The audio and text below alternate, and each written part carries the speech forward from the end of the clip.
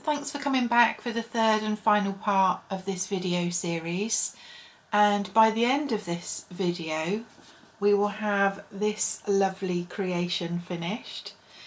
And I was umming and ahhing about whether I should show this in the introduction or not, or keep it a surprise, and then I thought you will have already seen the thumbnail so you already know what it looks like before you click on the video.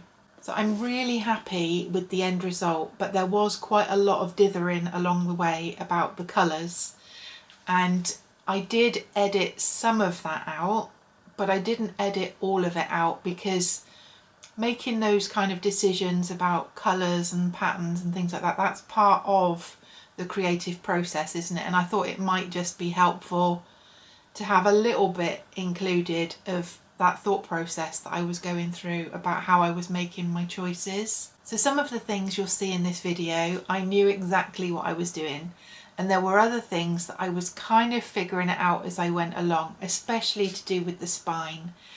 And I did have a little bit of trouble with covering the spine, but we got there in the end.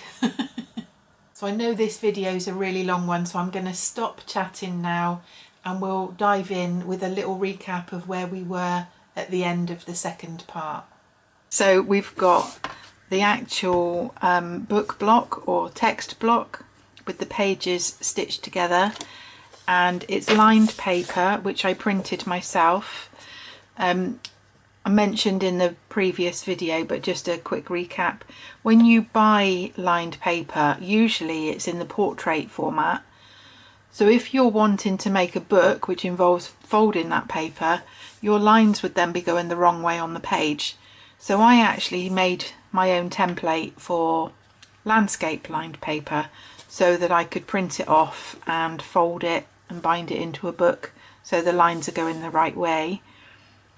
I'll put a link in the description if you're interested in purchasing that template, but it's quite easy to set up. I just did it in Word and then I've converted it to a PDF. So in addition to that block, we've also got the covers, front and back covers, which are oversized on the width because I'm planning to add tabs into my book, and I wanted the covers to stick out far enough to protect the tabs so that they don't keep getting bashed. And then we've also got the spine, which we curved and added raised ridges onto those. So those are the things that were covered in the first two videos. The only problem I've got, I mentioned in the first video, I think it was, that I hadn't decided on a colour scheme, and I'm still struggling with the colours.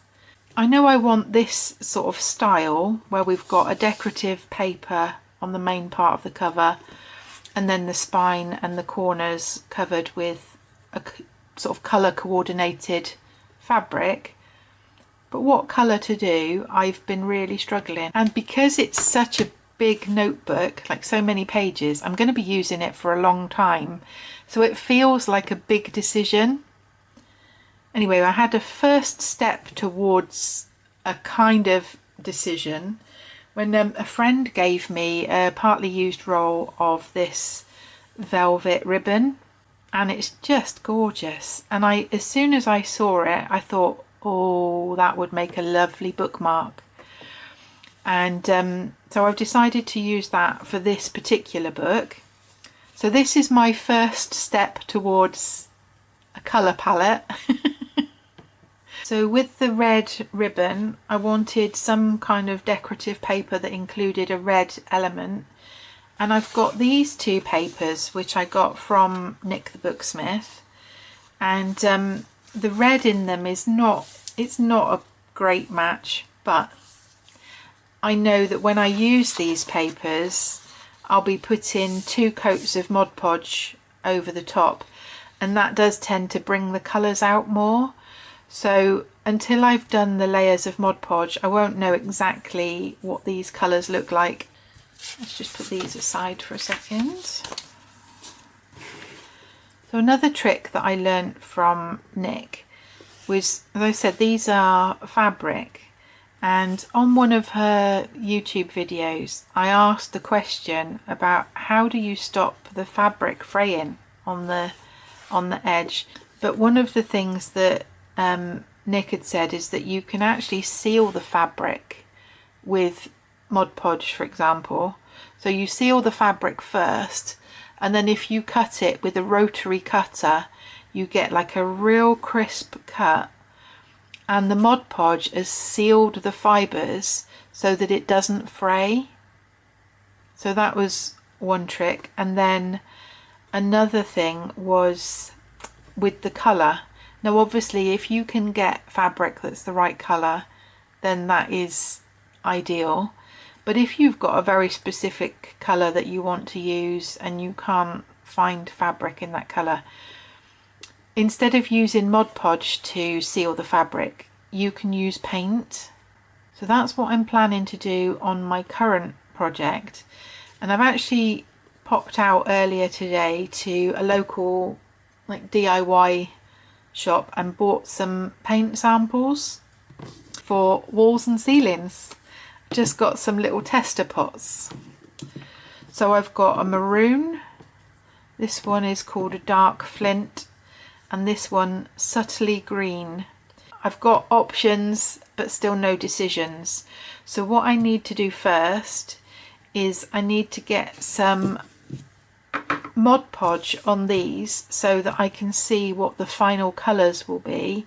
So I've got some Mod Podge decanted into this smaller jar because I bought a great big tub of Mod Podge which is very unwieldy, so I just tip it into a smaller jar to make it easier to use. And when you brush on the Mod Podge, the natural tendency for the paper is to curl up. So what I'm actually going to do is I'm just going to put a tiny little bit of tape on the corners, because we won't be using the paper right up to the corners anyway, and that will just help hold it in place.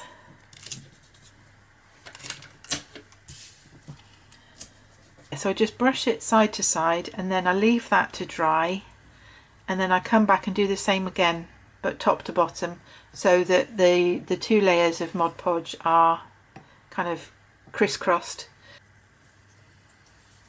Normally I would just let that dry naturally, but because I've got several that I want to get done, I just sped up the drying with my hairdryer. As you can see, it's kind of wrinkled up a bit, and then hopefully when we put the second coat on in the opposite direction, that kind of evens things out a little bit.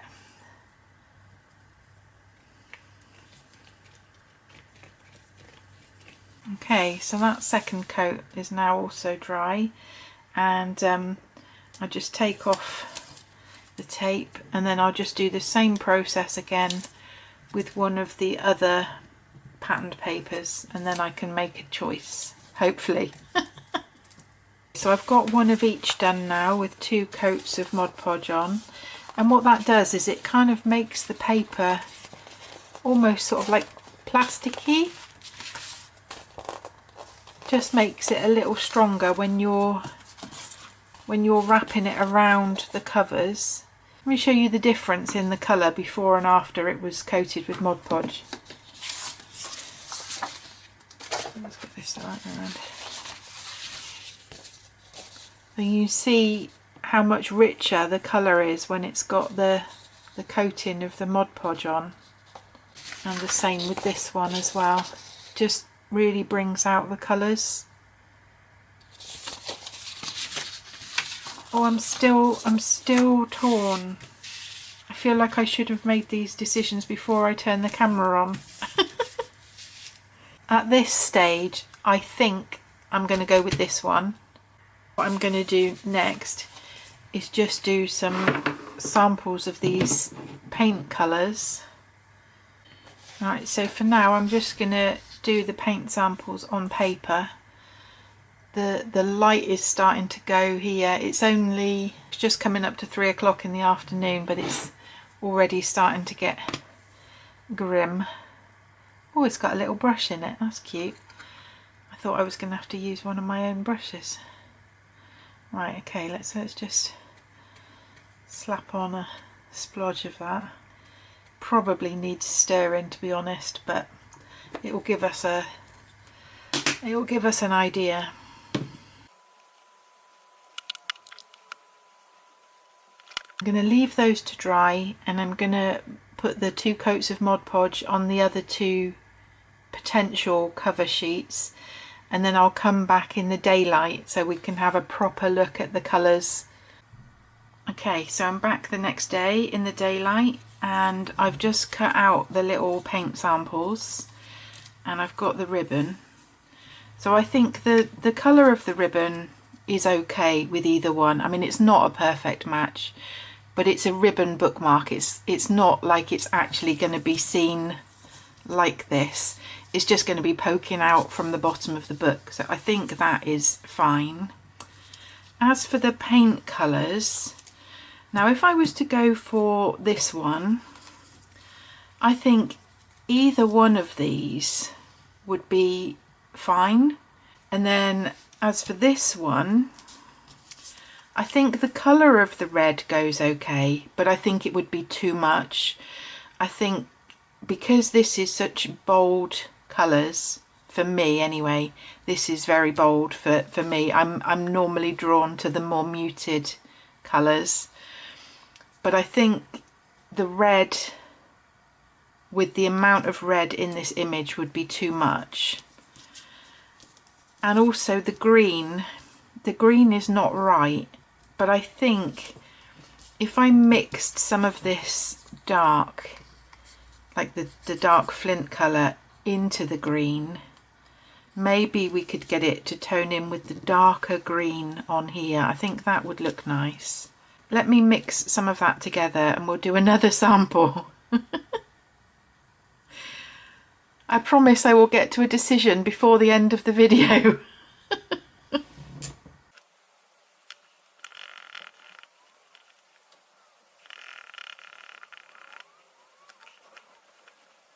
Okay, so as you see, I actually ended up putting nearly all of the dark into the green, and I've ended up with just a slightly lighter grey that's got a greenish tint to it.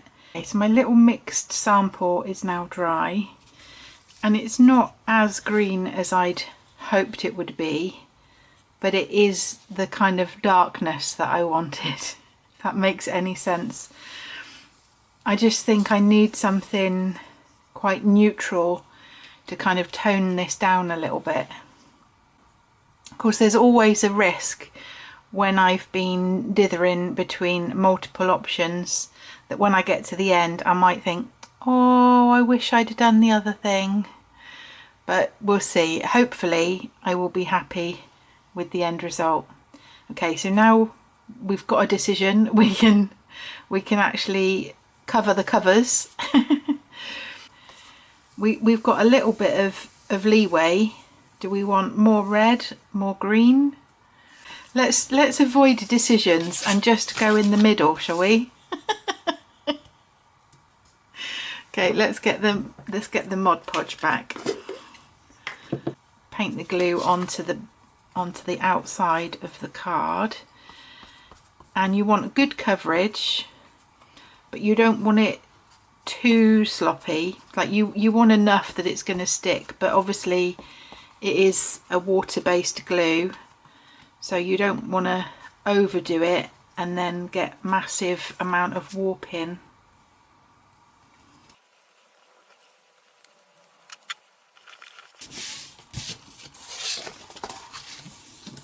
Just gonna run my finger along where the edges of the cover are.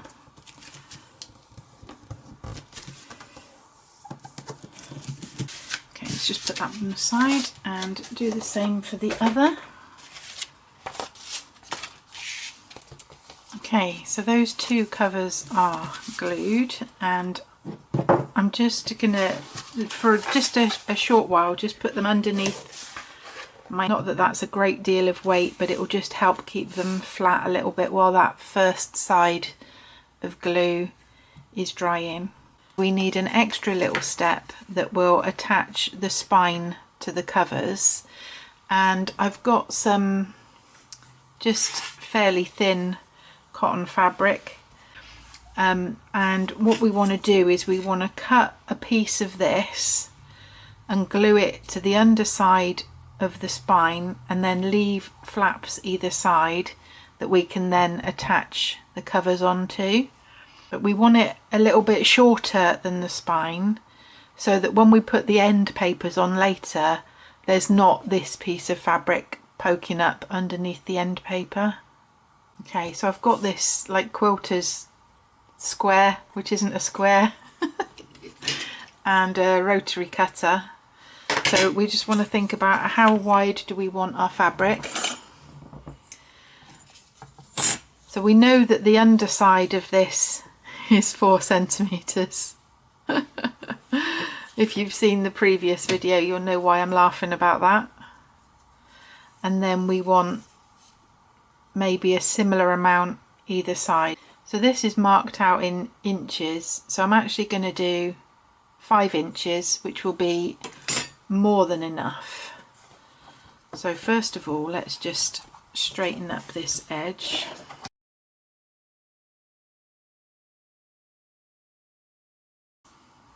Let's cut off that annoying edge.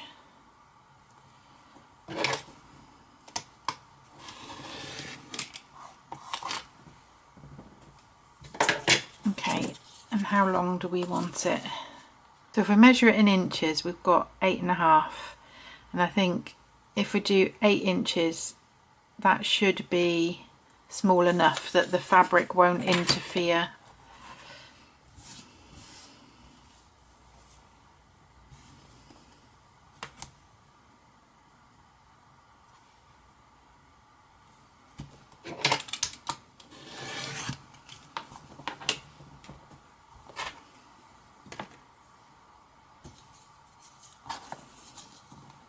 Okay, so now we want to take our 3-in-1 glue, or Fabri-Tac, Fabri-Fix, whatever glue that you've got. I think fabric glue is best rather than Mod Podge for this, because you want it to have a good strong connection.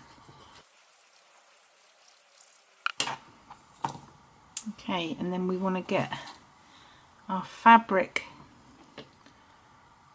want roughly the same amount either side. Oh, that's, how is that so long? Oh, I'm having real trouble with my measurements on this, aren't I? Never mind. And I've got it on wonky.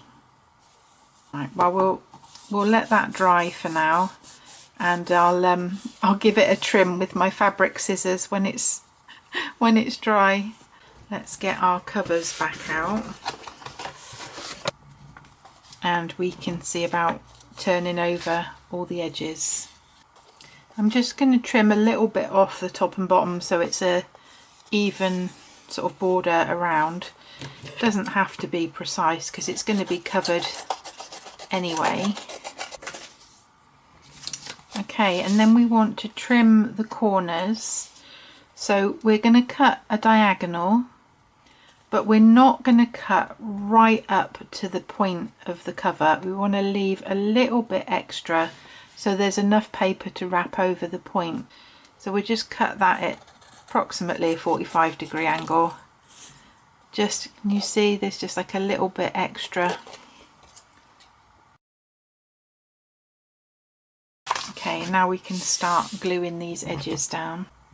And I've mentioned before in other videos that when you do the 4 sides, it doesn't really matter if you do the long edge or the short edge first, but it seems the general consensus is that it's best to do opposite sides. So I'm starting with the short side.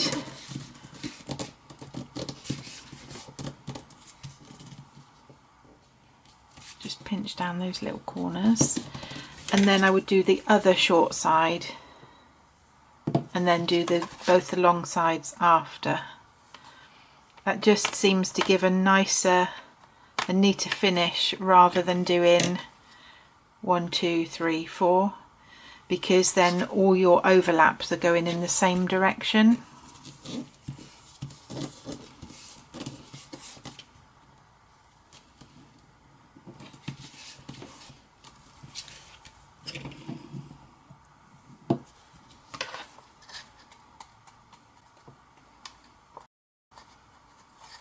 And whichever sides you're doing last, you want to just pay extra attention to the corners.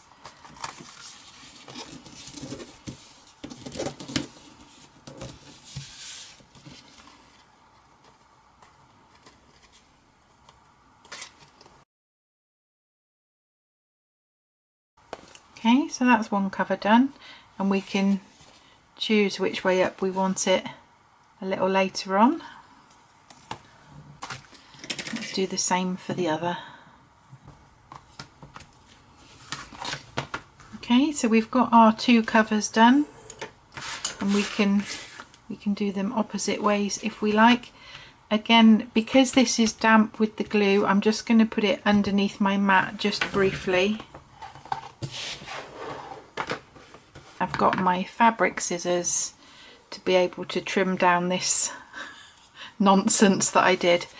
Oh, honestly, I don't know how I got it so wrong. So basically, I'm just going to cut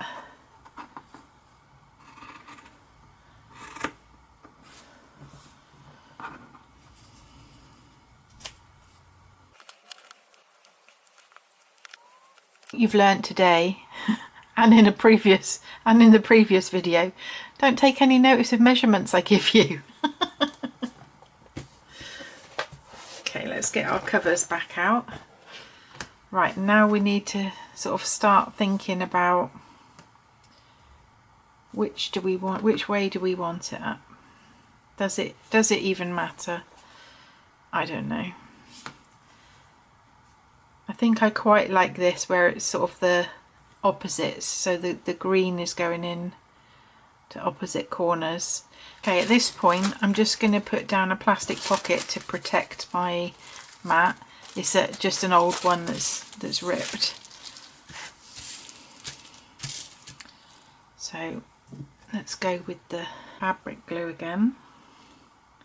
And I don't know if you remember what I'd said sort of earlier on, that we want to leave a gap sort of between the spine and the covers.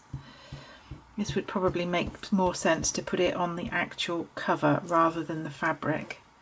I feel like I'm doing everything backwards today, I'm so sorry. I think if it was a flat spine I would have done it the other way up, but it sort of felt like with the curved spine it kind of has to go this way really. Okay, so you want to line it up so that your top and bottom of the cover line up with the top and bottom of the spine, and then there's approximately 1/2 centimetre gap between.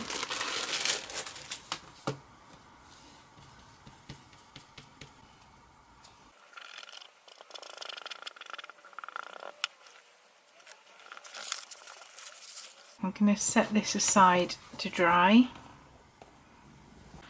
So this is how we're looking at the moment, with our book kind of held together, but obviously it's not in one piece yet.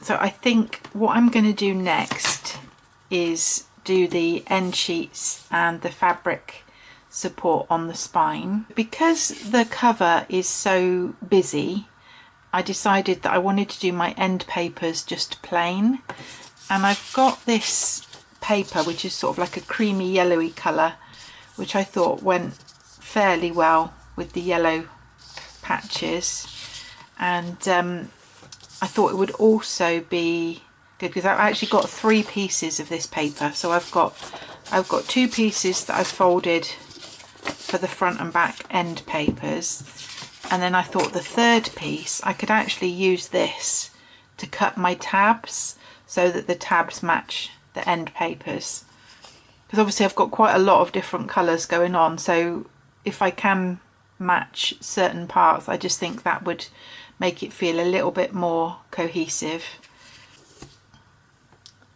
And you can use Mod Podge or other paper glue for this if you like, but I quite like to use this just because it's got a little narrow nozzle, so I can just put a bead of glue along the top edge, or not the top edge.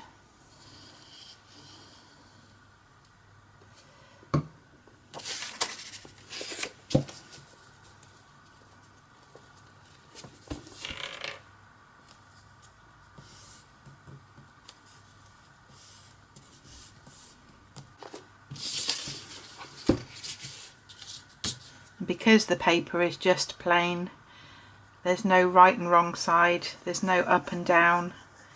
I don't have to worry about which one goes on the front, which one goes on the back, because they're both the same. But obviously if you were using a patterned end paper, you just want to pay attention to which way up you're doing it. And then for the fabric reinforcement that I'm going to put over the stitched spine, I've cut another piece of this thin cotton, which is the same as what I used to attach the covers to the spine. With the sizing of this fabric, you notice I didn't cut it on camera this time. I've got it just a little bit shorter than the pages, and it's wide enough to cover the spine side and then a little bit either edge as well. And what that fabric does is it just reinforces this fold, because obviously, you know, if you left that just the paper, every time you open and close the cover, it's putting stress on that join, and having that fabric there just makes that join stronger. So for this I am going to use the Mod Podge. We just brush that onto the spine edge. Sorry, it's in the way of where my camera arm is. And you want to put enough glue on so it just seeps down just ever so slightly between the gaps, just so that you get a good seal, but you don't want so much that it's gluing all your pages together.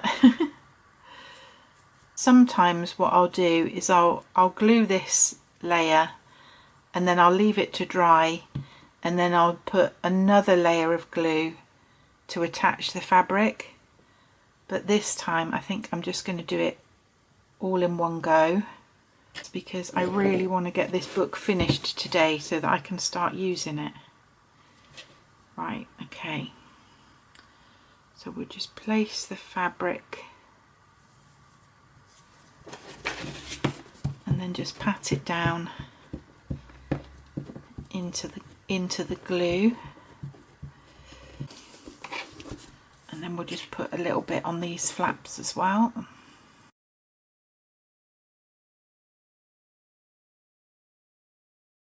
Okay, so now I can just put that aside to dry for now. So now I need to think about the fabric which is going to cover the spine and the corners. So I've got this cotton fabric which is part of a tea towel. So it's 100% cotton, but it's just a bit thicker than that thin material that I was using earlier. And I've got a few pieces that I've already cut. Again, you notice I'm not cutting this on camera.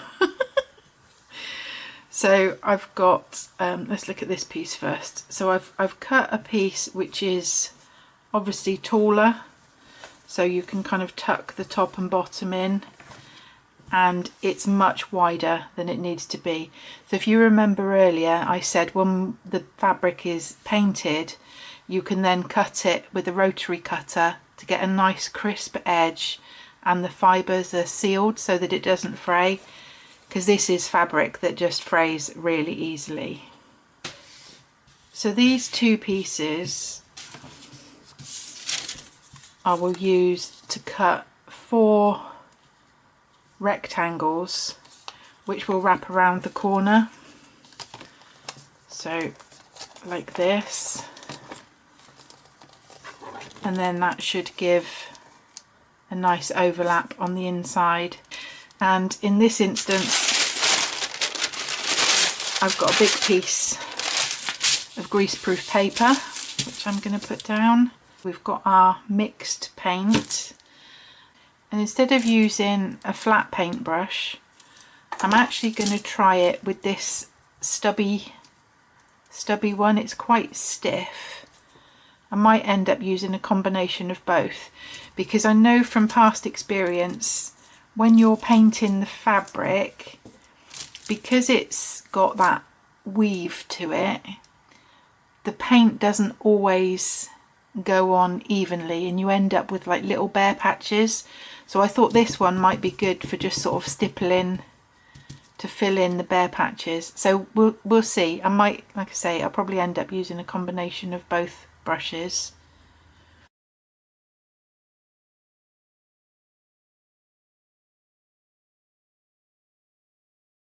Okay, so this brush seemed to have worked really well actually. I shall have to remember that for next time if I'm painting fabric. We'll leave that to dry and see if we need to do any sort of touch-ups on the paint, because sometimes even when it looks like it's covered okay, when it dries you'll get little pale patches. Okay, I'm actually really happy with how the fabric has dried. There's a few sort of light areas around the edges, but that doesn't matter because that's going to be cut off anyway. So initially I'm just going to cut a straight edge .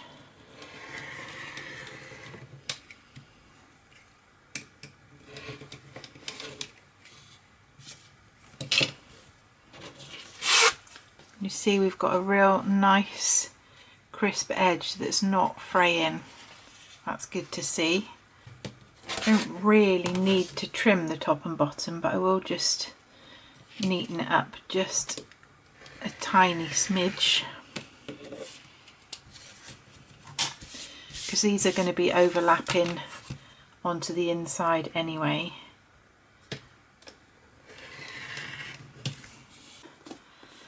And we want to think about how far in do we want this to come, because we've got room. We could do it massive if we wanted to.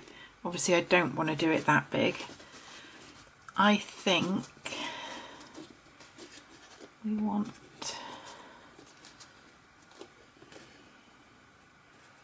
about there. Let's see what that is.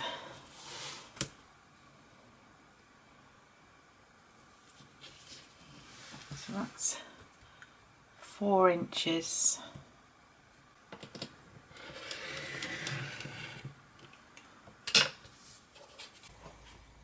So it's the next day, and as you can see I did not finish this yesterday as I'd hoped.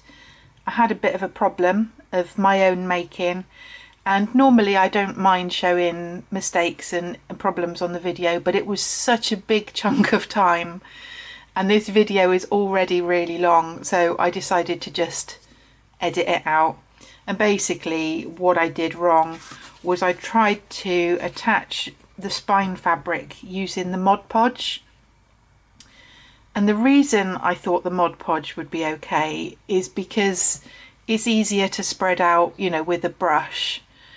And like I say, I thought it would be okay. It wasn't. I ended up having to pull it back off again. Fortunately it didn't do any serious damage, but I have got some marks on the fabric from where the ridges in the spine are, where I tried to get it to attach. So when I redo it today using the fabric glue, I'm going to have to be careful to try and line up the marks so there's not any random lines where there shouldn't be. Anyway, after I got to that point yesterday, I was so fed up, and I was going to come back and redo it last night, but it was so dark and the artificial light was just too strong and the shadows were just really bad. So I did end up doing just a couple of little bits that I didn't film. For example, I did add the ribbon bookmark, and all I did was just with the fabric glue, I just glued it onto this spine piece. And the other thing that I did was I added 2 of the corners. I don't know how well it shows up on camera, but I've got a little pencil line here and here, which is just to help me with where I need to line up the fabric when I'm gluing it. And the final bit of preparation that I did for today was I cut up the last piece of this creamy yellow paper. I cut as many tabs as I could from that sheet of paper. I don't know how many tabs I'm going to need for this book, but because I only had this one piece of paper that matches, it just made sense to me to cut the maximum number of tabs that I can, and then I've just got a little envelope that I can store them in until I'm ready to use them. And one last little scrap of paper that I saved from that A4 sheet to be able to put a little nameplate on the front when we're done. So first of all, I'm going to do these last 2 corner pieces. Now there's a couple of ways you can do this. You can either measure what point you want the sides to go, and you can put like a little pen or pencil mark on here. You could even draw a line across if you like, similar to what I did with the spine, and glue onto here. But because they're such small pieces, the way I did these other 2 was I just put the glue straight onto the fabric and then just sort of eyeballed to get it even. You just want to be careful to make sure that you're getting reasonably close to a 45-degree angle across the corner, so you've got like an even amount overhanging here ready for when you fold. Okay, so that's what I'm going to do now. It's not quite so easy to get an even coat with this kind of glue as it is with the Mod Podge, because obviously with the Mod Podge you can brush it on and be in control of getting an even layer, whereas by its nature this tends to be in lines or in blobs, and depending on how you feel about your fingers and the glue, you could perhaps use like a flexible card to spread the glue around a little bit, but I'm just going to very lightly just go over it with my finger just to spread that glue out a little bit. And then we want to just hover over the top to find the right spot. And you notice I've got a little overlap on the end, the same as I did with the paper. So we just fold one side over, give a little pinch in the corner, fold the other side, and then just manipulate that corner a little bit just to get that neat. And if it's not quite straight, before the glue dries, you've got a little bit of time where you can shift it around slightly. But yeah, I'm happy with that one. Okay, let's do the other.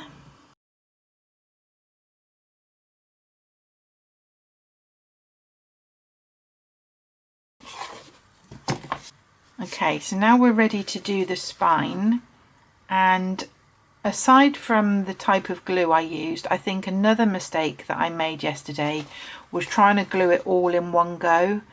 So this time I'm going to do it in stages. So I'm just going to turn it this way for now, and I'm just going to glue this edge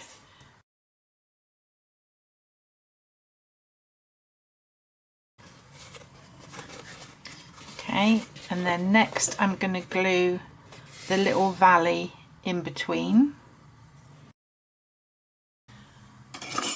I definitely want my bone folder for this to get right down into that groove.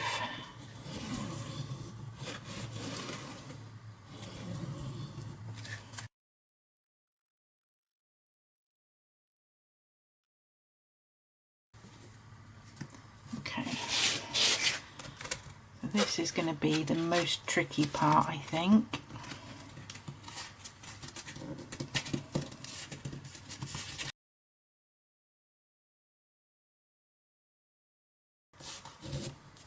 I don't feel like I'm showing you very well what to do here because I'm kind of just doing it by feel, just trying to get a good attachment of the cover to the cardboard, but also trying to sort of mould it around those ridges. And this is the bit which is most tricky. That's probably okay. So now we want to do the other little valley.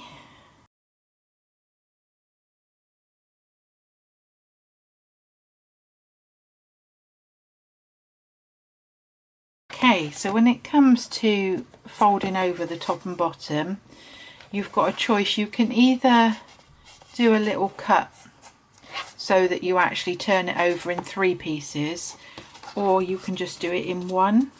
I think I'm going to do it in the 3 just to make it a little bit easier. So I'm not cut too far because you don't want to have a little exposed area. Right, let's do the middle bit first.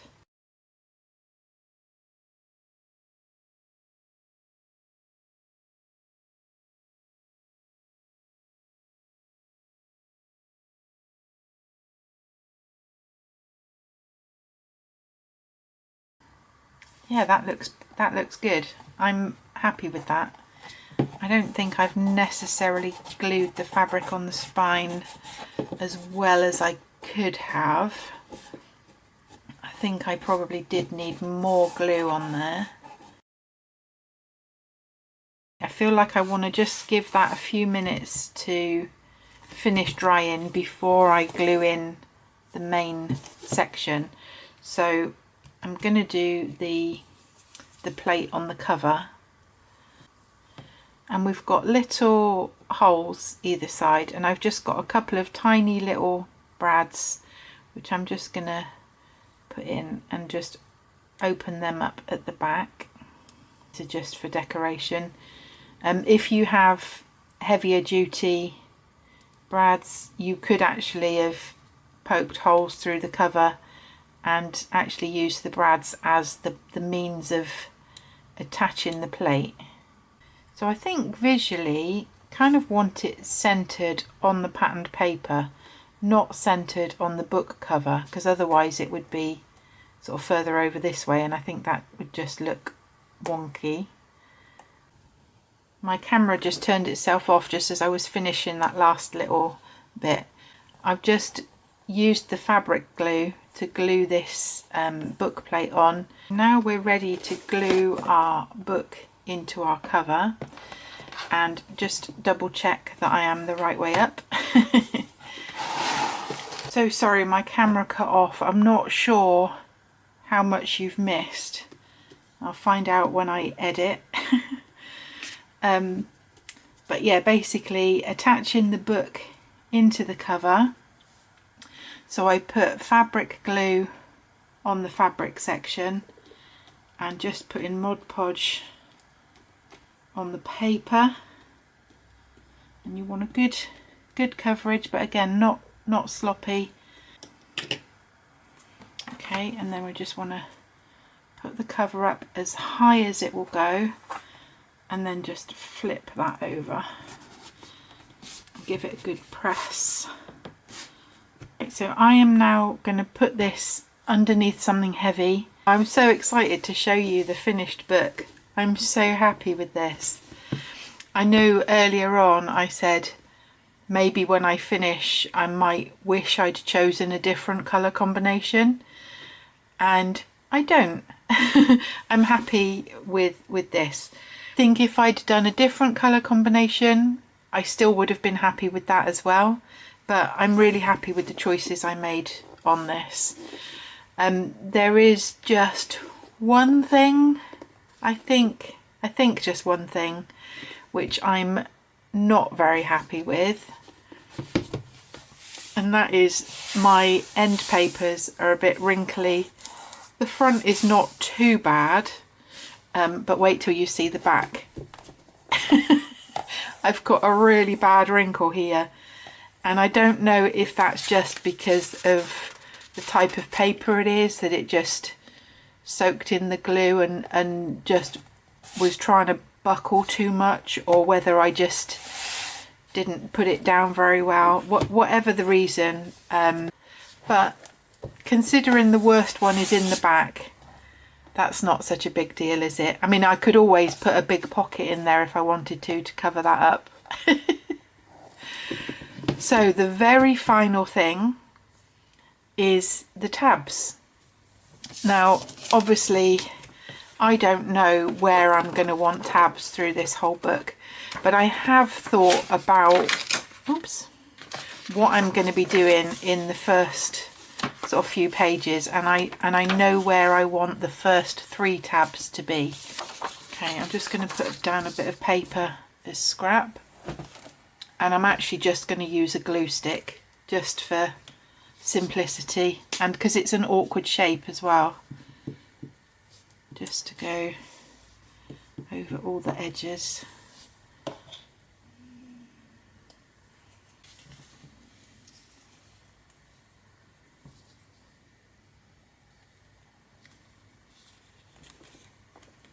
And obviously I need to write rather small to put a little heading on there, but that's my first tab done.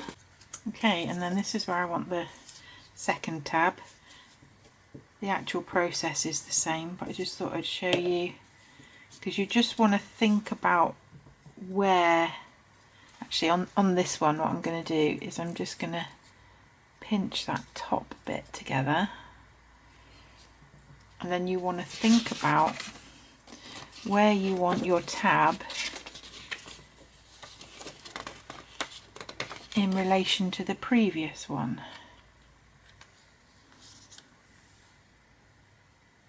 So whether you want them to overlap or whether you want them to be like this, it's entirely up to you how far you space them. Just make sure it's nice and straight.